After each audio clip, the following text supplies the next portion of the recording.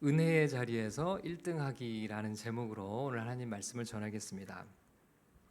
오늘 본문의 말씀은 포도원 품꾼의 비유로 잘 알려져 있는 이야기인데요. 예수님께서 제자들에게 들려주신 비유의 내용은 대략 이렇습니다. 포도원 주인은 포도원에서 일할 일용직 노동자를 고용하기 위해 이른 아침에 장터로 나갔습니다.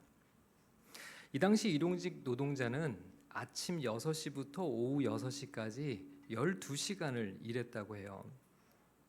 새벽 인력 시장에는 일자리를 찾는 사람들로 붐볐습니다. 포도원 주인은 그 중에 몇 사람을 불러 1데나리온의 품삯을 약속하고 자신의 포도원으로 들여보냈습니다. 주인은 오전 9시에 다시 장터로 나갔어요. 가서 보니 이 시간에도 일자리를 구하지 못한 채 서성이고 있는 사람들을 봤습니다. 주인은 그들에게 상당한 대우를 약속하고 자신의 포도원으로 들여보냅니다. 이렇게 정오에도 오후 3시에도 주인은 장터에 나가 일자리를 구하지 못한 채 시간만 보내고 있는 사람들을 자신의 포도원으로 계속 들여보냈습니다. 포도원 주인은 급기야 오후 5시에 장터로 나갔는데 그 시간까지도 서서 기다리고 있는 사람들을 만납니다. 포도원 주인은 이 사람들에게 물었어요. 어째서 당신들은 종일토록 놀고 서 있습니까? 사람들이 대답합니다. 우리를 품꾼으로 쓰는 이가 없습니다. 그럼 당신들도 내 포도원으로 들어가십시오. 여러분, 사실 오후 5시면 이제 일을 바로 끝내기 직전이죠. 슬슬 마무리를 하고 정리해야 할 시점인데, 그런데 주인은 이 시간에 품꾼들을 자신의 포도원으로 들여보냈어요. 자, 이제 해질 무렵이 됐습니다. 오후 6시가 됐을 때 주인은 청지기에게 제일 나중에 온 사람들부터 시작해서 품삯을 나눠주라고 말합니다. 제일 나중에 온 사람은 얼만큼 일했죠? 고작 1시간을 일했어요. 청지기는 그들에게 1시간밖에 일하지 않은 그들에게 1데나리온을 주었습니다. 매우 파격적인 대우죠. 1데나리온은 일용직 노동자의 하루 품삯이었잖아요. 오늘날 우리가 그냥 쉽게 계산하면 1시간 일했는데 10만 원을 준 거예요. 자, 이들보다 먼저 포도원에 와서 일한 사람들이 이 장면을 보며 어떤 마음을 갖게 됐을까요? 기대감이 생기기 시작했습니다. 1시간 일한 사람이 1데나리온을 받았다면 와, 이 주인은 어떤 주인일까? 먼저 와서 더 많은 일을 한 우리들에게는 더 많은 보수가 주어지겠지라고 생각을 했습니다. 주인이 고작 1시간밖에 일하지 않은 사람에게 이렇게 대우했다면 하루 종일 수고한 사람에게는 얼마나 많은 대우를, 더 좋은 대우를 해줄까 심히 기대가 됐어요. 자, 그런데 이상합니다. 오후 3시에 들어와서 3시간을 일한 사람도, 정오에 들어와서 6시간을 일한 사람도, 오전 9시에 들어와서 9시간을 일한 사람도, 심지어 아침 6시에 들어와서 12시간을 일한 사람도 전부 똑같이 1데나리온만을 받았어요. 모두가 똑같았습니다. 자, 기대가 어떻게 됐을까요? 실망으로 변했어요. 그러자 여기저기에서 불평과 불만이 쏟아져 나오기 시작합니다. 집주인에 대한 원망이 터져 나와요. 사람들은 주인의 처사가 불공평하다고 말합니다. 나중에 온 사람은 고작 1시간밖에 일하지 않았는데 어떻게 하루 종일 뙤약빛에서 수고하며 더위를 견딘 자신들과 똑같이 대우를 해줄 수 있느냐는 항의였어요.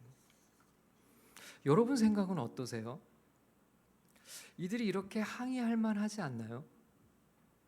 뭔가 이 주인의 처사가 불공평하다고 느껴지지 않습니까? 근데 이 말을 들은 주인은 아랑곳하지 않아요. 오히려 나중에 온 사람을 똑같이 대우하는 것이 자신의 뜻임을 천명합니다. 주인은 자신이 선함으로 오히려 나를 악하게 보느냐고 책망하세요. 자, 여기까지가 이 비유의 줄거리입니다. 여러분, 예수님은 이 비유를 통해 무엇을 말씀하고자 하셨을까요?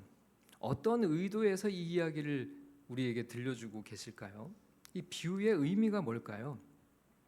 여러분, 사실 이 비유는 베드로의 질문에서 시작해요.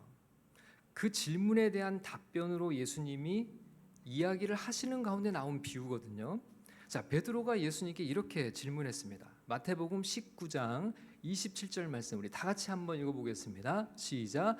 이에 베드로가 대답하여 이르되 보소서 우리가 모든 것을 버리고 주를 따라싸운데 그런즉 우리가 무엇을 얻으리까?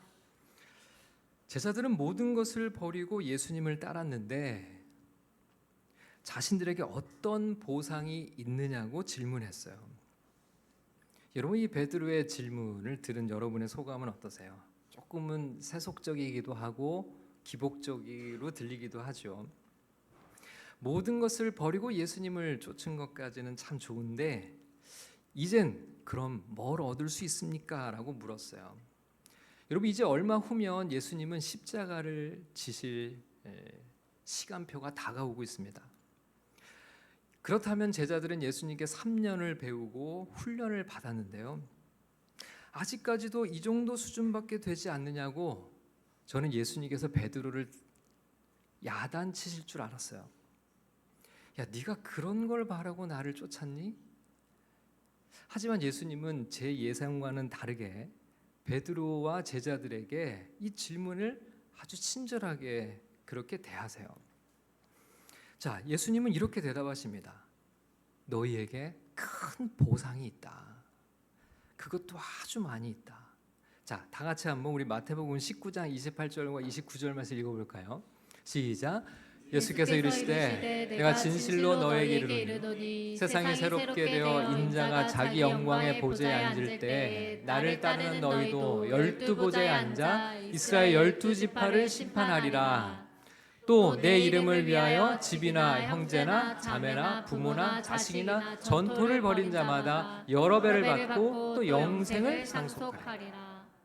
12보좌에 앉는 영광을 너희가 누릴 것이다.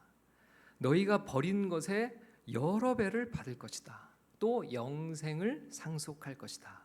여러분, 제자들이 버린 것에 비해서 이들이 얻는 것은 엄청나지 않나요? 수지받는 장사 아닙니까? 제자들은 엄청 기대에 들떴을 것 같아요. 우와, 저는 이 정도면요 대박이라고 생각해요. 제자들이 이렇게 반응했을 것 같아요. 자, 그런데 예수님의 대답이 여기서 끝이 나지 않아요. 그 다음 구절에서 이렇게 말씀을 하시는데요. 마태복음 19장 30절 말씀을 함께 읽겠습니다. 시작. 그러나 먼저 된 자로서 나중되고 나중된 자로서 먼저 될 자가 많으리라. 예수님께서요, 장밋빛 미래를 이야기하시고 보상을 얘기하신 다음에 그러나라고 얘기하세요. 그러나 너희가 한 가지 기억할 것이 있다. 먼저 된 자로서 나중되고 나중된 자로서 먼저 될 자가 많으니라. 여러분, 지금 제자들은 먼저 된 자일까요? 나중된 자일까요? 지금 아마 제자들은 자신들이 제일 먼저 예수님을 따랐으니까 먼저 된 자라고 생각하고 있었을 거예요. 근데 예수님이 이 제자들에게 먼저 된 자라고 생각하는 너희들, 그러나 너무 일찍 김칫국부터 마시지 말아라. 먼저 된 너희 중에 나중될 자가 많을 것이고 나중된 자 중에서 먼저 될 자가 많을 것이다. 이렇게 말씀하신 거예요. 여러분, 새번역 성경은 이 나중된다는 걸 꼴찌가 된다고 번역을 했어요. 재밌는 표현이죠.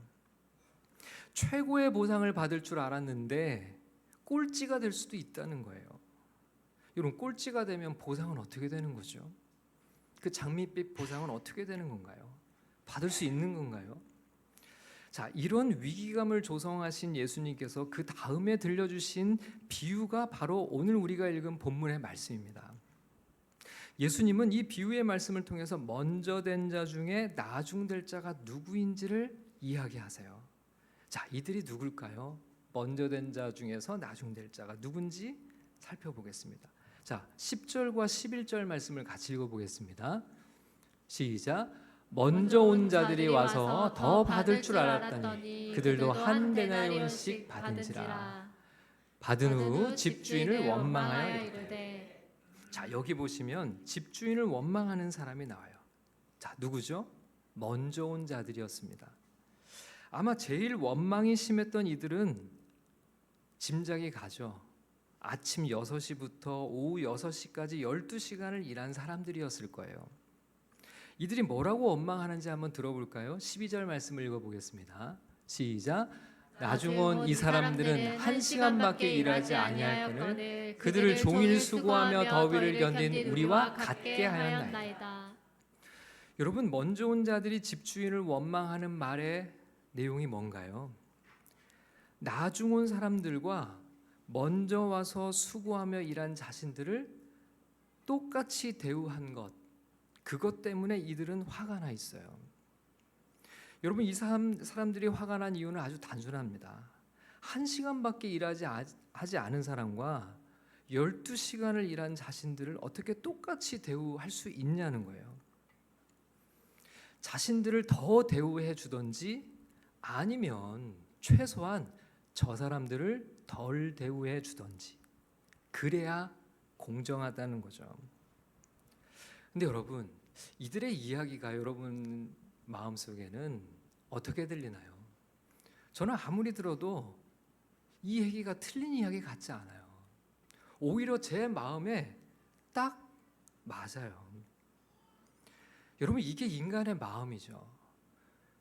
내가 더 받든지, 그렇지 않으면 최소한 저 사람들을 덜 주든지. 여러분, 사실 이게 우리의 마음이에요. 여러분, 이들은요, 주인의 마음, 그러니까 주인이 베푼 은혜를 전혀 받아들일 수가 없어서 화가 났던 거예요. 여러분, 주인은 은혜를 베풀었죠. 그런데 사람들은 지금 주인이 베푼 은혜 때문에 화가 나 있어요. 왜 은혜를 베푸냐는 겁니다. 정당하게 일하지 않은 저들에게 왜 은혜를 베푸냐는 거예요. 적게 일했으면 적게 받는 것이 당연하지, 왜 그들에게 은혜를 베푸느냐는 것이 이들의 원망의 내용이었어요. 여러분, 그러고 보면요, 인간의 마음은 은혜와는 정말 거리가 먼 것 같습니다. 여러분, 누구나 자신은 은혜 받기를 원해요. 하지만 다른 사람들이 받은 은혜에 대해서는 굉장히 불편해합니다. 여러분, 인간의 본성에 따르면 은혜는 불편한 거예요. 우리의 본성에 맞지 않아요. 여러분, 우리의 본성에 맞는 건 뭔지 아세요? 그건 권선징악입니다. 선을 행했으면 상을 받고 악을 행했으면 벌을 받아야 우리의 마음이 좋아요. 많이 일한 사람이 많이 받고 적게 일한 사람은 적게 받아야 우리는 마음이 편해요. 그런데 악인을 용서하고 악인의 벌을 면제하는 은혜가 우리의 마음엔 불편합니다. 화가 나요. 여러분, 이른 아침부터 일한 사람들은 주인에게 화가 나 있습니다. 여러분, 주인이 뭘 잘못했죠? 주인이 잘못한 게 있죠. 뭘 잘못했어요? 은혜를 베푼 죄를 범한 거죠. 여러분, 이른 아침에 포도원에 들어와 일했던 사람들은 품삯을 받기 전까지만 해도 전혀 원망이 없었습니다. 아마 이른 아침 포도원 주인에게 선택받고 일을 하기 시작했을 때는 너무 기쁘고 감사했을 거예요. 자신들이 은혜를 입었으니까요. 자신들은 선택받은 기쁨에 열심히 뙤약빛에서 일했을 거예요. 여러분, 일자리를 구하지 못해 하루를 공치는 사람들이 얼마나 많이 있었어요. 그러나 자신들은 아침 6시에 선택이 되어 일할 수 있었어요. 그리고 그 품삯으로 온 가족이 일용할 양식을 얻을 수 있게 되었으니 얼마나 기쁘고 감사했겠어요. 온종일 수고하며 무더위를 견디면서도 그들 입에는 원망이 전혀 없었습니다. 그랬던 이들에게서 언제 원망이 터져 나왔다고요? 어이없게도 이들에게서 불평이 쏟아져 나온 이유는 주인이 베푼 은혜 때문이었어요. 주인의 은혜가 이들을 화나게 만든 겁니다. 온종일 더위와 씨름한 자신들은 수고를 인정받지 못한다고 여겼어요. 충분히 보상받지 못했다고 생각했습니다. 자신들은 더 보상받을 권리가 있다고 주장했어요. 그래서 화가 난 거예요. 주인의 은혜가 없었다면 이들이 이렇게 화가 날 이유가 전혀 없었어요. 여러분, 먼저 된 자들은 항상 이것을 경계해야 됩니다. 예수님은 제자들에게 이걸 말씀하고 싶으셨어요. 이걸 경고하고 계신 거죠. 제자들은 예수님께 뭐라고 질문했었죠? 우리가 모든 것을 버리고 주를 따라싸운즉 그런즉 우리가 무엇을 얻으리이까? 예수님은 제자들의 질문 속에 담긴 위험을 보셨어요. 우리가 모든 것을 버리고 주를 따랐다고 하는 그 말 속에는 그렇기 때문에 우리의 수고를 인정받아야 하고 충분히 보상받아야 하는 기대가 깔려 있음을 예수님께서 드러내고자 하셨던 거죠. 여러분, 그런 마음을 가지면 가질수록 은혜를 받아들이기가 점점 어려워집니다. 여러분, 은혜는 무엇일까요? 은혜는 선물이죠. 은혜는 인정받을 것이 없는 자에게 주어지는 인정이고, 은혜는 보상받을 것이 없는 자에게 주어지는 보상입니다. 자격 없는 자에게 주어지는 자격이 바로 은혜예요. 모든 것을 버린 제자들은 모든 것을 버리고 주님을 따랐기에 자신들에게 인정받을 것이 있다고 생각했고, 자신들에게 보상받을 것이 있다고 주장했고, 당연히 자신들에게는 자격을 가진 자라고 스스로 인식했던 거죠. 예수님은 이것이 얼마나 위험한 것인지를 경고하고 계신 겁니다. 여러분, 하나님의 나라는요, 은혜의 나라입니다. 포도원에 들어간 모든 분들은 사실 다 은혜를 입은 사람들이에요. 여러분, 이른 아침에 제일 먼저 들어간 자들도 마찬가지죠. 주인이 수많은 사람 중에 자신을 선택해서 포도원으로 들여보냈을 때는 스스로도 은혜를 입었다고 여겼습니다. 그건 분명 은혜예요. 그런데 문제는 다른 사람과 비교하고 자신의 수고를 계산하고 자신은 마땅히 더 인정받고 더 보상받아야 한다는 생각에 빠졌을 때 은혜를 잃어버리고 말았어요. 은혜가 사라진 자리에 원망과 불평이 싹트게 된 것이죠. 여러분, 오후 5시에 들어온 사람은 그 시간까지 어떤 하루를 보내고 있었을까요? 즐겁게 놀면서 시간을 지냈을까요? 여러분, 이들은 이렇게 말했어요. 우리를 품꾼으로 쓰는 이가 없습니다. 아마도 이들의 자존감은 바닥에 떨어져 있었을 것 같아요. 이들은 품꾼으로의 매력이 제일 떨어지는 이들일 가능성이 많습니다. 높아 보이죠? 신체 건강하고 일 잘하게 보이는 사람들이 먼저 선택되는 것은 지극히 당연한 이치죠. 그렇다면 이들은 가장 경쟁력 없는 가장 부실한 인생들이었을 거예요. 이들은 하루 종일 깊은 시름에 잠겨 있었을 겁니다. 집에서 기다리고 있을 아내와 아이들을 생각하면 앞이 캄캄했을 거예요. 여러분, 이들은 누가 가장 부러웠을까요? 수고하며 더위 속에서 일하고 있는 품꾼들 아니었을까요? 포도원 주인은 이들의 고통을 헤아려 은혜를 베풀었어요. 하지만 이른 아침부터 수고하고 일한 이들에게는 나중 온 자들의 이런 상황은 전혀 고려의 대상이 아니었습니다. 하나에만 꽂혀 있었어요. 나에게 더 주든지 저들에게 덜 주든지 그래야 내 마음이 편하다는 거죠. 주인이 가련한 자들에게 베푼 은혜가 불편한 겁니다. 우리도 얼마든지 그럴 수 있어요. 우리 마음속에 공로주의가 스멀스멀 올라옵니다. 특권의식이 싹틉니다. 그러면 내 안에 은혜는 마르고 다른 사람 안의 은혜는 불편해져요. 바로 이런 자가 나중되고 마는 것이죠. 먼저 온 자들은 나중 온 자들이 하루 종일 더위와 씨름하며 일한 자신들과 똑같은 대우를 받았을 때 주인에게 불평을 쏟아냅니다. 마치 자신들이 대단한 손해를 입은 것인 양 주인을 원망해요. 그런데 여러분, 그들은 어떤 손해를 입었을까요? 주인이 이렇게 말합니다. 너희가 손해를 입은 것은 아무것도 없다. 애초에 너희는 1데나리온을 약속받았고 그걸 받았으니 너희가 손해본 것은 아무것도 없다. 사실 그렇죠. 냉정하게 따져보면 그들은 손해본 것이 하나도 없습니다. 다만 나중 온 자들이 은혜를 입은 거죠. 은혜를 받은 거죠. 그런데 여러분, 진짜 손해를 본 이가 있어요. 누굴까요? 그렇죠. 바로 주인입니다. 포도원의 주인은 아침 9시, 정오, 오후 3시, 오후 5시 장터에 나가봅니다. 그리고 그곳에서 일자리를 얻지 못해 서성이는 이들을 자신의 포도원으로 들여보내요. 여러분, 누구를 위해서 그들을 포도원으로 들여보낸 거죠? 자신을 위해서요? 포도원을 위해서요? 아니죠. 품꾼들을 위해서요. 오늘 일하지 못하면 당장 생계가 막막한 연약한 이들을 위해서요. 이들을 포도원으로 들여보내고 하루 일당에 해당하는 품삯을 지급할 때마다 주인은 자신의 몫을 떼어줬어야만 했습니다. 아마도 이런 식으로 계속 포도원을 경영한다면 포도원은 어떻게 될까요?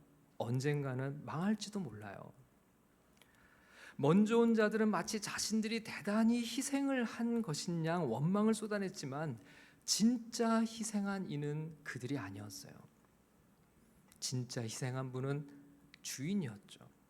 주인은 은혜를 베풀기 위해 자신의 것을 희생한 겁니다. 여러분, 은혜는요, 희생 없이는 불가능해요. 누군가의 희생이 있기에 은혜가 있는 것입니다. 하나님의 나라는 은혜로 세워지는 나라예요. 그렇다면 그 은혜는 어떻게 주어졌을까요? 누구의 희생을 통해서요? 예수 그리스도의 희생을 통해서요. 우리에게 은혜는 값없이 주어진 선물이지만 예수님께서는 그 은혜를 위해 어마어마한 희생을 치르셨습니다. 자신의 생명을 희생하셨죠. 하나님의 나라는 예수 그리스도의 희생 위에 세워진 나라예요. 예수님은 제자들에게 이걸 말씀하고 싶으셨을 겁니다. 제자들은 우리는 모든 것을 버리고 주님을 따랐습니다라고 말했어요. 그러나 정작 우리를 위해 모든 것을 버리신 분은 바로 예수 그리스도시죠. 예수님께서 우리에게 은혜를 베푸시기 위해 어떤 희생을 치르셨는지를 제자들이 안다면 제자들이 어떻게 주님을 따라야 할지도 알기를 주님은 분명 바라셨을 거예요. 진정 그럴 때 먼저 된 자로서 나중되지 않고 끝까지 은혜의 자리를 지킬 수 있기 때문에 그렇습니다. 우리는 주님의 은혜를 늘 기억해야 합니다. 그럴 때 우리의 영혼은 가장 안전합니다. 우리를 위해 모든 것을 희생하신 예수 그리스도의 은혜를 덧입어 오늘도 살아있음을 기억해야 합니다. 그렇게 내 안에 주님의 은혜를 품고 다른 이들 안에 있는 주님의 은혜를 인정하며 살아가는 저와 여러분들이 다 될 수 있기를 주님의 이름으로 축원합니다.